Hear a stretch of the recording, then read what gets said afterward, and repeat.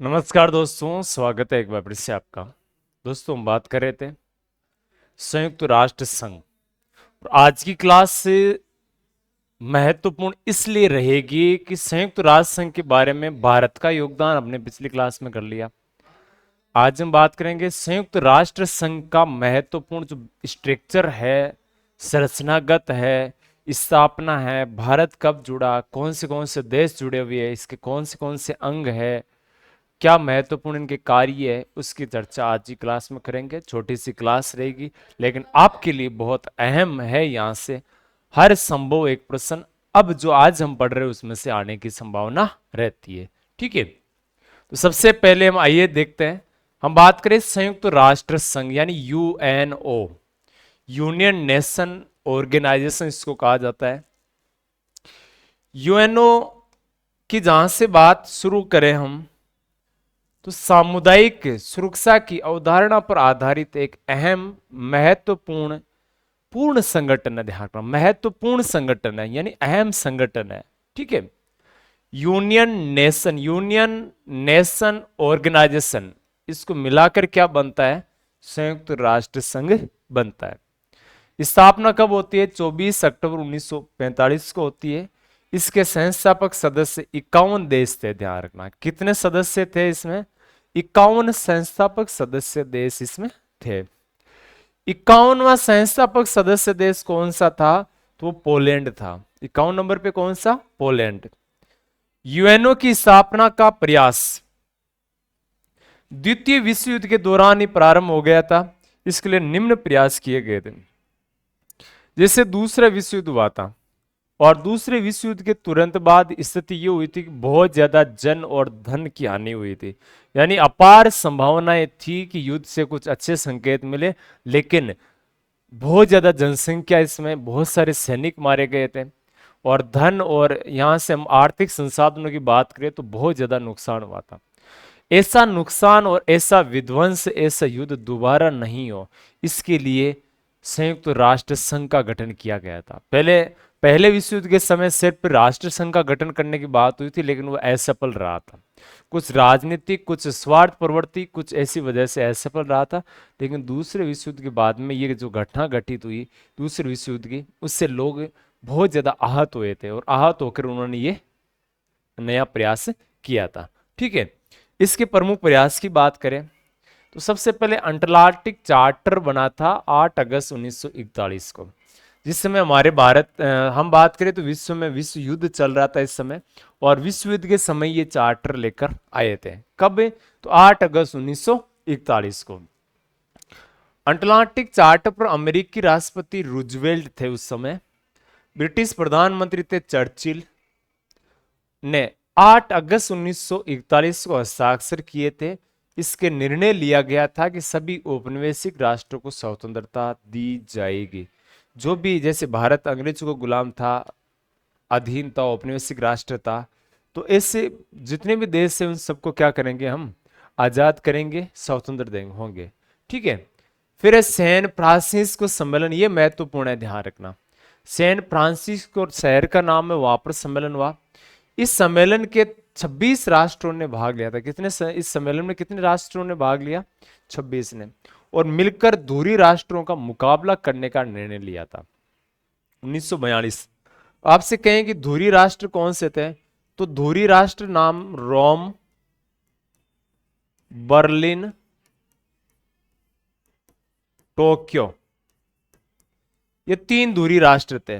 Rome Italy की राजधानी है, बर्लिन जर्मनी की, और टोक्यो जापान की राजधानी है। ठीक है, इन तीनों राजधानियों को मिलाकर हमने क्या, उस समय क्या था? धुरी राष्ट्र था। एक शायद धुरी राष्ट्र था, दूसरी शायद मित्र राष्ट्र। इन्होंने मिलकर युद्ध लड़ा था आमने सामने। यही मित्र संघ आगे चलकर संयुक्त राष्ट्र संघ बना था। मित्र संघ जो थे ना, वही आगे चलकर क्या बना? संयुक्त राष्ट्र संघ बना था। धुरी राष्ट्र में जापान, जर्मनी और इटली देश शामिल थे।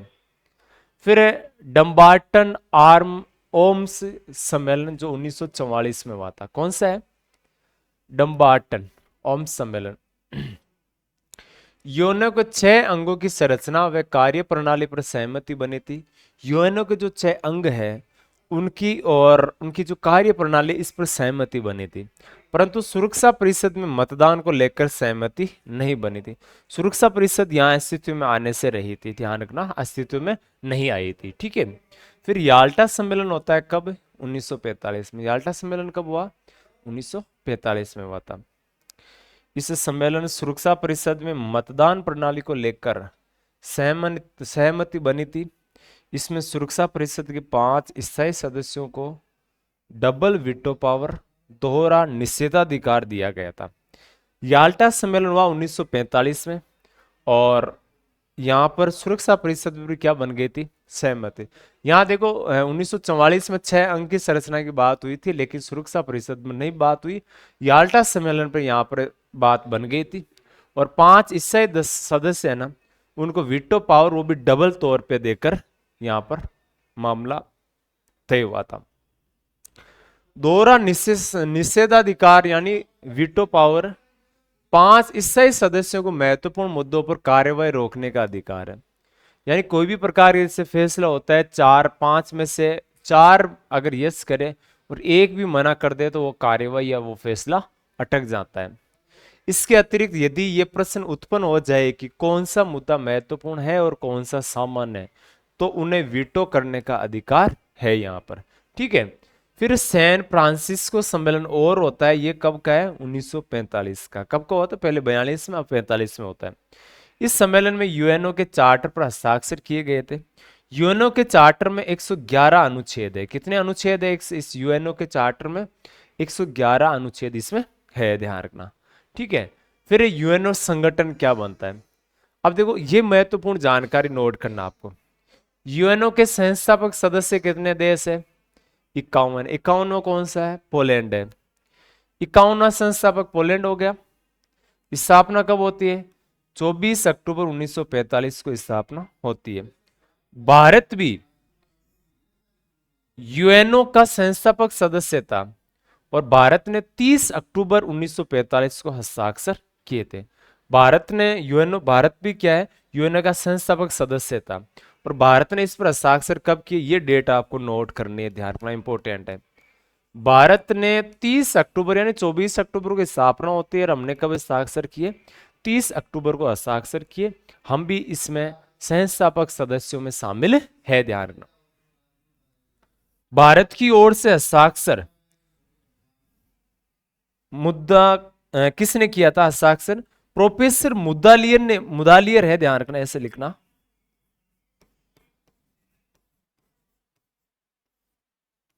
बाद में शिक्षा पर मुदालियर आयोग भी आता है इनके नाम से, बहुत अच्छे शिक्षाविद थे। मुदालियर के द्वारा किए गए थे। यहाँ पर हस्ताक्षर करने वाले कौन थे यूएनओ में भारत की तरफ से? तो प्रोफेसर मुदालियर थे, ठीक है।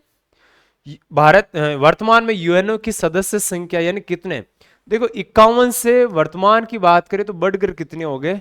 193 सदस्य वर्तमान में इसमें शामिल है। फिर देखो 190वां स्विट्जरलैंड बना 2002 में। 191वां देश पूर्वी तिमोर बना 2002 में, ये 10 सितंबर, ये 27 सितंबर।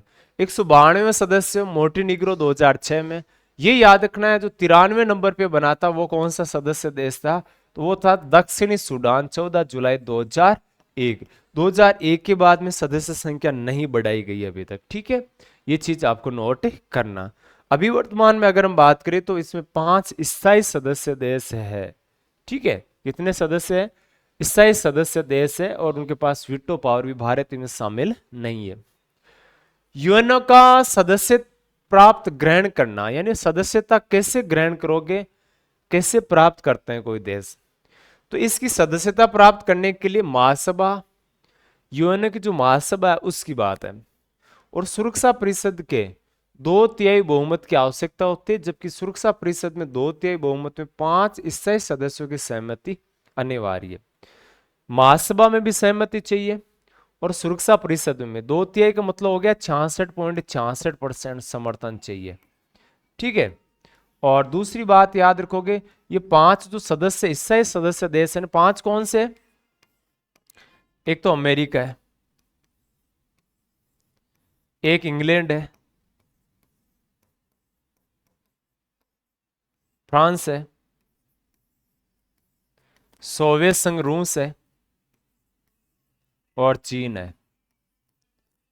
अगर इनका सदस्य किसी देश को शामिल बनाना है, भारत तो स्थायी सदस्य पहले से ही है, सॉरी स्थायी 5 स्थायी सदस्य है, बाकी तो अगर हम बात करें इसमें सदस्य है, ध्यान रखना भारत, ठीक है।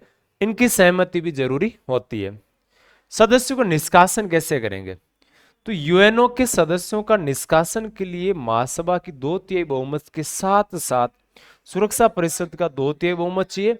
सुरक्षा परिषद के 2/3 बहुमत में 5 स्थायी सदस्यों की सहमति अनिवार्य। यानी जैसे हम एंट्री करवाते हैं इसमें सदस्यों को, जैसे शामिल करते हैं, वैसे ही निकालने का पावर और अधिकार सेम ही है, ध्यान रखना। अभी तक निष्कासन की कार्यवाही केवल हमने 2 देशों पर की है, युगोस्लोवाकिया और युगोस्लाविया और कंबोडिया। 2 देश है जिनको हमने क्या किया, इसमें से निकाला है, ठीक है।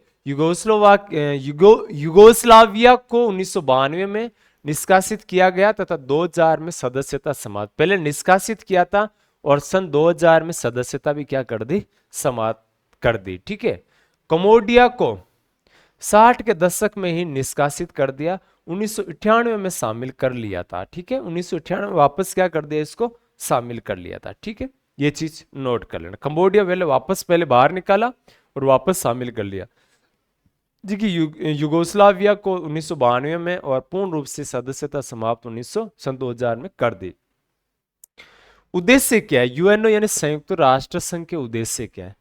तो अंतरराष्ट्रीय विवादों का शांतिपूर्वक निपटारा करना पहला उद्देश्य, काम ही यही करता है। ये संयुक्त राष्ट्र संघ सभी राष्ट्रों का एक संगठन है। अंतरराष्ट्रीय शांति और सुरक्षा प्रदान करना, जैसे हम बात करें भारतीय संविधान का आर्टिकल 51 यही बात करता है, ध्यान रखना। राष्ट्रों के मध्य सामाजिक आर्थिक राजनीतिक सहयोग को बढ़ाना, सामाजिक यानी कल्चरल, आर्थिक यानी इकोनॉमिक्स व्यापार वगैरह, राजनीतिक यानी राजनेताओं का सम्मेलन वगैरह होना। औपनिवेशवाद का उन्मूलन करना, जिन भी किसी देश का राज्य स्थापित कर रखा है तो उसका उन्मूलन करना।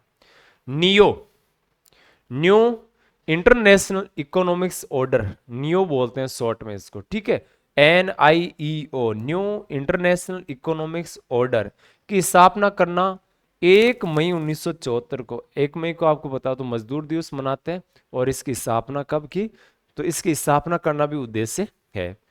पूर्ण परमाणु निशस्त्रीकरण करना, 1988 में यह सिद्धांत दिया था कि परमाणु हथियारों से निशस्त्रीकरण यानी शस्त्रों का प्रयोग नहीं करना है।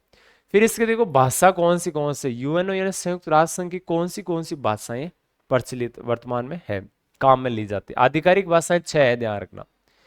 एक तो रूस है, चीनी है, फ्रेंच है, इंग्लिश है, स्पेनिश है, अरबी है, ठीक है। तो देखो इसमें सोवियत संघ रूस है, उसकी रूसी भाषा है, चीन है चीनी भाषा, फ्रांस की फ्रेंच भाषा, और इंग्लिश आपको याद हो तो इंग्लिश अमेरिका और इंग्लैंड की हो गई, ठीक है। और स्पेनिश और अरबी 2 भाषाएं और शामिल है इसमें, ठीक है। अरबी भाषा को यूएनओ की 6ठी भाषा के रूप में यूएनओ महासभा 1973 में अपनी आधिकारिक भाषा बनाया, जबकि सुरक्षा परिषद 1982 में अपनी आधिकारिक भाषा बनाया था। सुरक्षा परिषद की अलग है, महासभा की अलग होती है। इसमें यूएनओ की अधिकांश कार्य अंग्रेजी और फ्रेंच भाषा में होते हैं। अधिकांश कार्य कौन सी भाषा प्रयोग करते हैं? ज्यादा अंग्रेजी और 2 नंबर पर फ्रेंच भाषा का प्रयोग होता है इसमें, ठीक है। यूएनओ की सदस्यता का परित्याग, यूएनओ की जो सदस्यता है उसका परित्याग कैसे करते हैं, छोड़ते हैं कैसे? कोई भी राष्ट्र स्वेच्छा से कर सकता है। यूएनओ के इतिहास में सदस्यता छोड़ने की घटना केवल एक बार हुई है। 1965 में इंडोनेशिया ने सदस्यता त्यागी थी, परंतु 1 वर्ष पश्चात यूएनओ का पूर्ण सदस्य भी बन गया था। एक घटना हुई 1985 में, इंडोनेशिया ने यूएनओ की जो सदस्यता थी उसको त्याग दिया, फिर 1966 में वापस क्या हो गया, सदस्य बन गया था। अमेरिका ने भी यूएनओ की विभिन्न एजेंसियों से सदस्यता छोड़कर कार्य किया था, जैसे अंतर्राष्ट्रीय श्रम संगठन 1977 में सदस्यता त्यागी थी, यूनेस्को की 1985 में सदस्यता त्यागी। तो ये भी अमेरिका तो बार बार ये करता ही है, कभी छोड़ना कभी त्यागना, नहीं त्यागना, ये सारी चीजें। 6 अंग है संयुक्त राष्ट्र संघ के, 6 आधिकारिक भाषा और 6 अंग है, ध्यान रखना। प्रमुख अंग है महासभा और सुरक्षा परिषद, ठीक है। महासभा, सुरक्षा परिषद, सामाजिक आर्थिक परिषद, अंतर्राष्ट्रीय न्यायालय, न्यास परिषद, सचिवालय है इनका, और एक मोस्टली 6 इसमें है। सबसे पहले अगर हम बात करें तो संयुक्त राष्ट्र संघ की महासभा क्या कहती है? ये यूएनओ की, इसको संसद कहा जाता है। इसको क्या बोलते हैं हम? यूएनओ की संसद बोलेंगे इसे, ठीक है। डेविड क्रूसमैन ने महासभा को केंद्रीय अंग कहा है। क्रूसमैन ने कहा है महासभा केंद्रीय यानी मूल केंद्रित अंग कौन सा है? तो महासभा ही है। आइकेल बर्गर महासभा को विश्व का अंतःकरण कहता है। आइकेल बर्गर महासभा को क्या कहता है? विश्व का अंतःकरण नाम दिया था। सुमाबर्ग ने विश्व की नगर सभा कहा है। वार्डेन ने इसे विश्व की लघु संसद कहा है। वार्डेन ने महासभा का अधिवेशन सितंबर माह के तीसरे मंगलवार को आयोजित किया जाता है। सितंबर का जो तीसरा मंगलवार आता है उसको क्या करते हैं? इनके अधिवेशन शुरू करते हैं। इस अधिवेशन में अनेक कार्य किए जाते हैं, जैसे प्रत्येक वर्ष अपने अध्यक्ष व उपाध्यक्ष का चुनाव किया जाता है। हर वर्ष अध्यक्ष उपाध्यक्ष का महासभा के चुनाव होते हैं, वो किए जाते हैं, अध्यक्ष उपाध्यक्ष वगैरह। इस ऐसा ही सदस्य सुरक्षा परिषद के सदस्य का चुनाव किया जाता है। सुरक्षा परिषद के सदस्य का चुनाव है, ऐसा अध्यक्ष उनका चुनाव है। बजट पारित करना, भाई कहाँ कितना क्या खर्च करेंगे वित्तीय वर्ष का। वैश्विक समस्याओं पर विचार विमर्श किया जाता है, वो तो करना ही है। फिर सुधार क्या क्या सुझाव है, यानी जो महासभा है उसमें जो सुधार करेंगे तो वो सुधार के सुझाव क्या है? एक तो याद रखना, सुरक्षा परिषद को महासभा के प्रति उत्तरदायी बनाना चाहिए। किसके प्रति? महासभा के प्रति। अर्थात महासभा को अधिक शक्तिशाली बनाना चाहिए। सुझाव दे रहे हैं हम अपनी तरफ से कि अगर महासभा शक्तिशाली होगी तो सुरक्षा परिषद हमेशा उसके अकॉर्डिंग काम करेगी। महासभा में जनसंख्या के आधार पर प्रतिनिधित्व देना चाहिए। इस आधार पर अगर देते हैं तो भारत का भी नंबर टॉप में आएगा, ध्यान रखना। महासभा और सामाजिक आर्थिक परिषद के संबंधों को स्पष्ट रूप से परिभाषित करना चाहिए। सामाजिक आर्थिक परिषद यानी सोशल इकोनॉमिक्स काउंसिल, ठीक है। यूनियन नेशन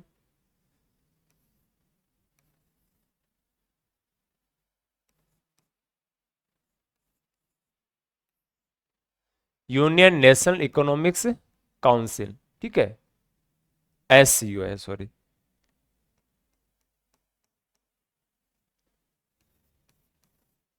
यूनेस्को बोलते हैं ना हम, यही है। सामाजिक आर्थिक परिषद को बोलते हैं, ध्यान रखना। संयुक्त राष्ट्र संघ इकोनॉमिक्स सोशल काउंसिल, ठीक है। जैसे देखो, महत्वपूर्ण संस्थाओं को सीधे महासभा के अधीन बनाना चाहिए, और मानवाधिकार परिषद 2006 में, और अन्य वुमेन को 2011 में सीधे महासभा के अधीन लाया गया था। मानवाधिकार परिषद भी किसी के अधीन है वर्तमान में? महासभा के अधीन कार्य कर रही है। फिर है सुरक्षा परिषद, यूएनएससी यानी यूनियन नेशन सिक्योरिटी एजेंसी बोला जाता है। ये कार्यकारी संस्थान है यूएनओ की। प्रमुख उद्देश्य अंतर्राष्ट्रीय शांति और सुरक्षा को स्थापित करना। दूसरे शब्दों में कहे तो सामूहिक सुरक्षा के सिद्धांत को क्रियान्वित करने का काम करता ही है, ठीक है। इसकी स्थापना 24 अक्टूबर 1945 में यूएनओ की स्थापना के साथ हो गई थी। इससे पहले 11 सदस्य देश थे, परंतु 1965 में इसमें 15 सदस्य हैं, और जिसमें 5 ईसाई और 5 अईसाई सदस्य है इसमें, ठीक है। इनको देखो, P5 और P5 देश कौन से? 5 ईसाई सदस्य कौन से देश इसमें? तो देखो 5 और 6 ईसाई हो गए। शुरुआत की बात है, ठीक है। शुरुआत में हमारे पास सदस्य देश कितने थे? 5 ईसाई और 6 अईसाई थे। अब अईसाई की संख्या हमने बढ़ा दी। P5 बोलते हैं इन देशों को, अमेरिका, रूस, चीन और ब्रिटेन, यानी जो 5 ईसाई सदस्य उनको शामिल करते हैं।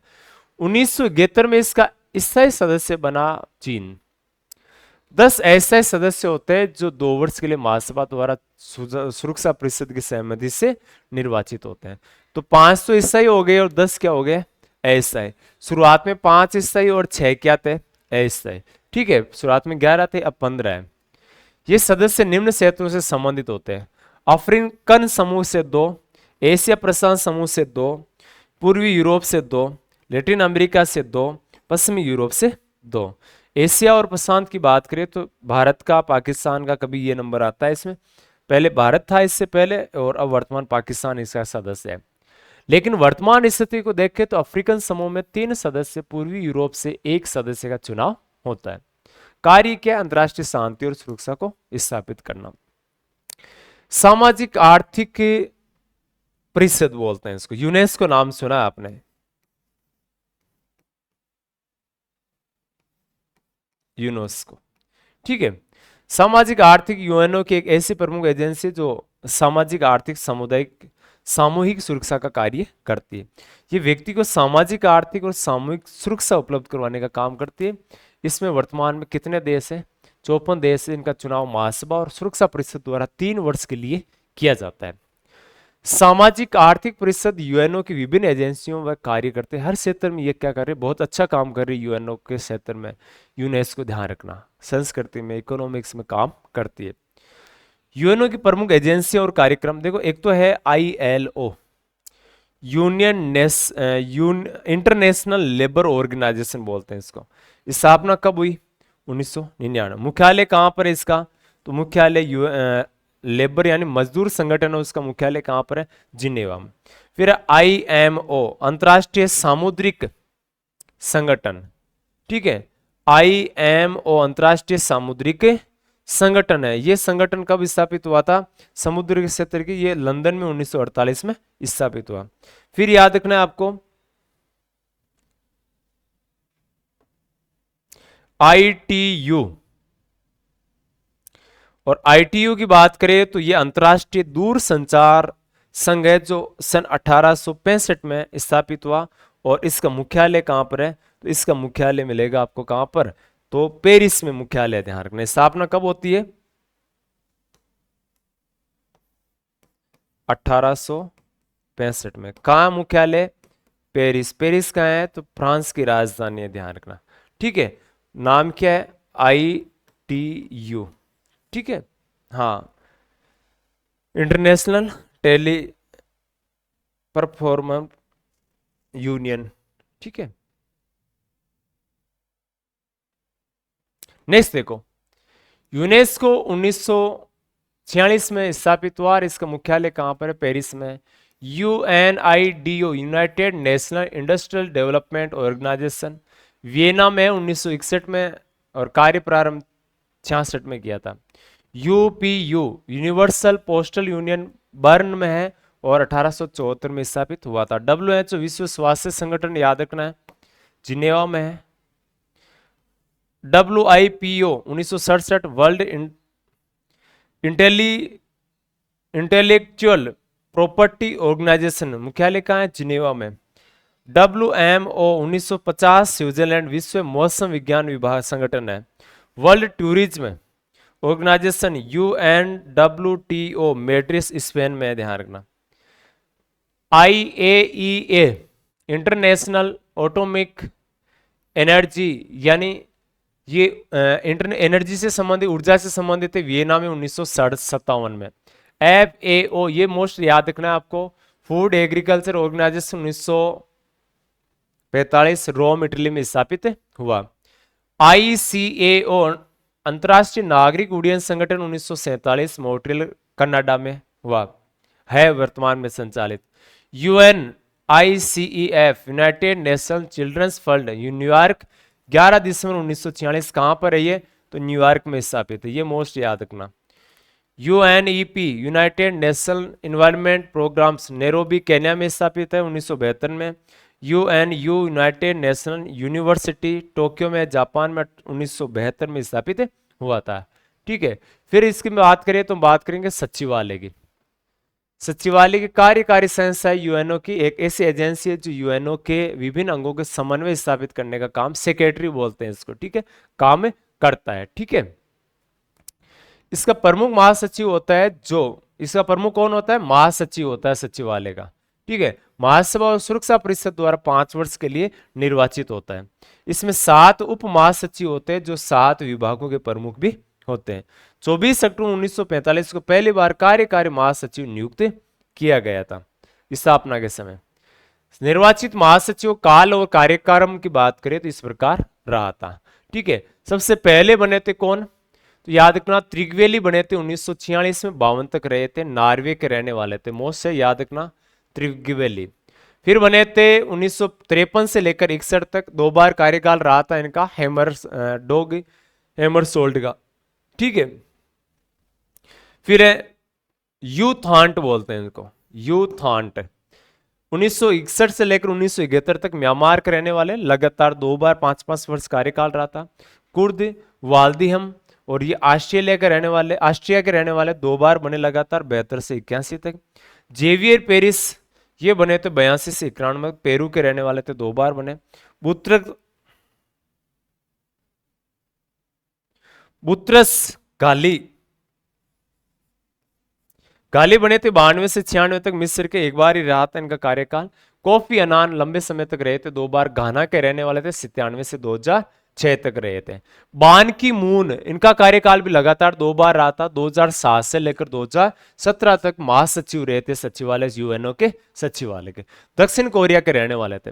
वर्तमान की अगर आपसे बात करें तो एंटोनियो गुटेरेस कब से लगातार है, 2017 से लगातार है। और इनका भी ये कार्यकाल कौन सा है, तो दूसरा कार्यकाल याद रखना एंटोनिया गुटारेस, ये मोस्ट है, याद रखना थोड़ा सा। वर्तमान कब से, 2017 से लगातार बने हुए।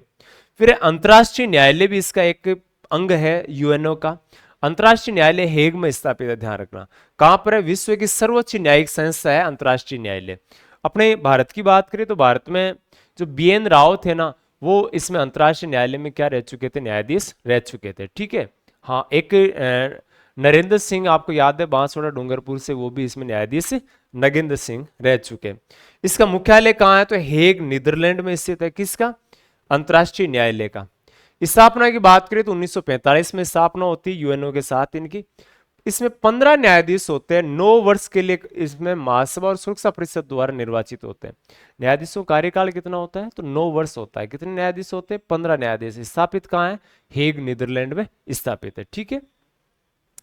ये अपने में से ही 3 वर्ष के लिए अध्यक्ष और उपाध्यक्ष चुन लेते हैं। ये खुद ही अपने में से एक को अध्यक्ष और एक को उपाध्यक्ष बना लेते हैं। अंतर्राष्ट्रीय न्यायालय की कार्यवाही अंग्रेजी और फ्रेंच भाषा, मैंने कहा कि अधिकांश भाषाएं कौन सी है, अंग्रेजी में काम होता है, बाकी फ्रेंच में भी होता है, बाकी तो और भी 4 भाषाएं इसमें आधिकारिक है। इसकी कार्यवाही गुप्त होती है। इसमें वाद प्रतिवादी राष्ट्र ही हो सकते हैं, यानी इसमें केस कौन लेकर जाएगा, आम व्यक्तियों केस नहीं सुनता, ये देशों के मामले सुनता है, ध्यान रखना। एक देश के मामले दूसरे देश में सुने जाते हैं, यही मामले। एक देश दो, जैसे भारत पाकिस्तान का, जम्मू कश्मीर का मामला चल रहा है, सीमा विवाद का चल रहा है, तो अंतर्राष्ट्रीय न्यायालय में भारत के प्रतिनिधि दोनों साइड से जाएंगे, उनका मामला सुनेंगे। हम निजी मामले लेकर नहीं जा सकते कि हमें क्या कुछ फैसला दिया गया है। फिर आती है न्यास परिषद। न्यास परिषद की बात करें तो ये यूएनओ की एक, ये भी क्या है, यूएनओ का एक अंग है, जो विभिन्न असभ्य क्षेत्रों में विकास का कार्य करता है। स्थापना होती है 1945 में। कहां पर है ये, न्यूयॉर्क में। जैसे तुवालू में स्वतंत्र होने के बाद न्यास परिषद के कार्य लगभग समाप्त हो गए, इसलिए इसे नवीन कार्य सौंपने से, इनके काम ही नहीं है। न्यास परिषद तो गठित होती है लेकिन अब काम ही नहीं है, सिर्फ ये तो समाप्त कर देने चाहिए या इनको और काम सौंपने चाहिए। आपातकाल प्रबंधन करती है, संस्कृति का संरक्षण करती है, और कोई मान लो कि आपातकाल से उजड़ जाए घर वगैरह तो उनको वापस बसाने का काम करती है। ये अगर हम मोस्टली बात करें तो ये अपना यूएनओ था, बहुत छोटा अच्छा ठीक टॉपिक था मेरे हिसाब से, महत्वपूर्ण और शानदार और जबरदस्त जानकारी हमने इसके संदर्भ में की, ठीक है। तो आप इसी प्रकार से बने रहिए, जुड़े रहिए हमारे साथ, शानदार और जबरदस्त अपनी तैयारी के लिए। आज के लिए सभी साथियों को जय हिंद, नमस्कार।